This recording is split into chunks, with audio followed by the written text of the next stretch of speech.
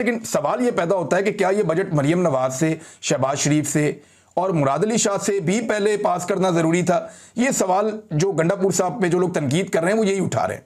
वो ये कह रहे हैं कि गंडापुर साहब ने बजट पास किया, ठीक है, अच्छी बात है, अपनी हुकूमत बचानी चाहिए, लेकिन क्या यह बजट सबसे पहले पास करना जरूरी था जबकि बाकियों ने पास नहीं किया? क्या कोशिश नहीं करनी चाहिए थी इमरान खान साहब से मुलाकात की? यह सवाल उठाया जाता है, इसका जवाब वो नहीं देते। फिर उन्होंने ये क्लेम किया कि पॉलिटिकल पार्टी ने ये फैसला किया है। ये गंडापुर साहब का क्लेम है। पॉलिटिकल पार्टी के सोर्सेज कहते हैं जी हमने ये फैसला नहीं किया, बल्कि अलीमा खान कहती है हमें तो ये कहा गया था कि एमपीएस सारे लेकर अडियाला के बाहर आ जाएंगे और हमें वादा किया गया था। बल्कि अलीमा खान साहब का एक स्टेटमेंट है, वो मैं आपको पढ़ के सुनाता हूं। उन्होंने कहा हमने खैबर पख्तूनख्वा के मेंबर से भीख मांगी, बहुत मिन्नतें की कि अगर वो इमरान खान से मुलाकात की इजाजत नहीं दे रहे तो आप अडियाला के बाहर आ जाएं। स्पीकर का फोन आया कि पास है या पेश है। मैंने कहा कि आप अडियाला के बाहर क्यों नहीं जाते? उन्होंने कहा कि हम जाएंगे, फिर भी वो लोग नहीं आए। अब ये अलीमा खान साहब का स्टेटमेंट है।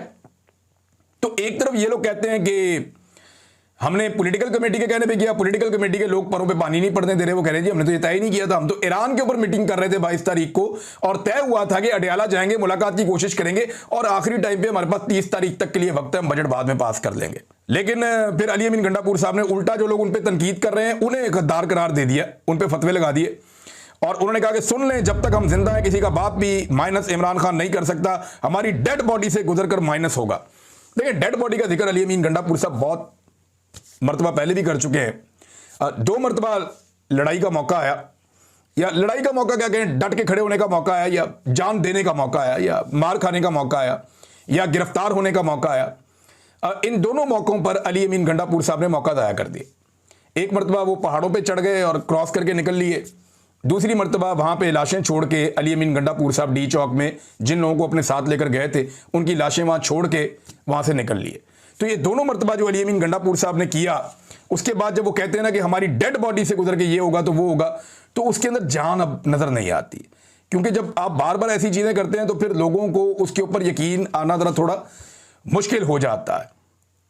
मुराद सईद साहब का भी एक ट्वीट है इस सिचुएशन में। मुराद सईद साहब क्या कहते हैं, ये इमरान खान साहब के वफादार साथियों में से एक हैं। इनका प्रॉब्लम यह है कि ये सामने आ नहीं सकते। वजह यह है कि ये सामने आएंगे तो इनको गिरफ्तार किया जाएगा और गिरफ्तार करके इमरान खान साहब को एक और मामले में लपेट दिया जाएगा मुराद सईद साहब के जरिए से।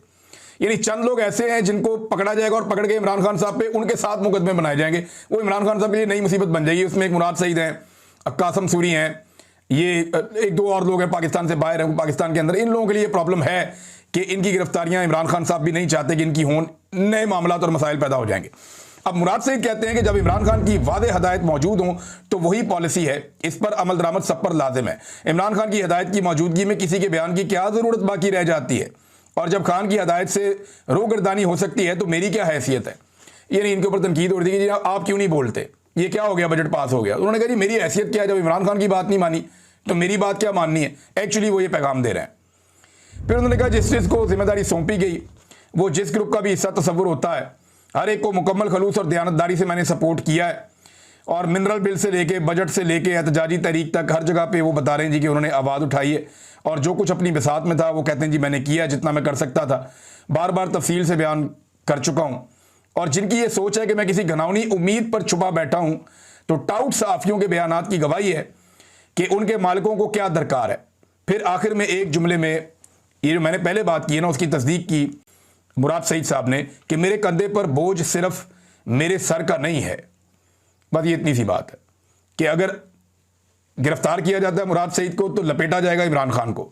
इस तरह और लोग भी हैं जिनमें अगर कासम सूरी को गिरफ्तार किया जाता है तो गद्दारी का मुकदमा चला के आइन से बगावत का या आइन शिकनी का उसमें इमरान खान साहब को लपेटा जाएगा। इस पर आपको याद होगा कि काजी फायद ईसा साहब बड़े गर्म थे कि पकड़ो जी कासम सूरी को पकड़ो, इसको पकड़ो। 2-4 लोग ऐसे हैं जिनमें इमरान खान साहब को लपेटने की कोशिश की जा सकती है। बाकी लोग जो हैं वो ज़्यादातर कंप्रोमाइज़ हो गए थे, उन्होंने अपना मौके भी तब्दील कर दिया, लिहाजा उनकी बचत हो गई। नाज़रीन, शहजाद अकबर साहब ने जो है वो खबरदार किया अली अमीन गंडापुर साहब को और उनकी फैमिली के अरकान को। उन्होंने कहा कि अगर इमरान खान साहब ने आपको फारिग कर दिया ना तो फिर आपको एस्टेब्लिशमेंट भी मुंह नहीं लगाएगी, क्योंकि इमरान खान के साथ आप रेलिवेंट हैं तो एस्टेब्लिशमेंट को आपकी ज़रूरत है। जब आपको फारिग कर दिया और इमरान खान किसी और को सामने लाएगा तो फिर एस्टेब्लिशमेंट उसको मुंह लगाएगी, उससे बात करेगी और सेक्टर कमांडर वगैरह भी आपका फ़ोन नहीं उठाएंगे। ये शहजाद अकबर साहब ने कहा।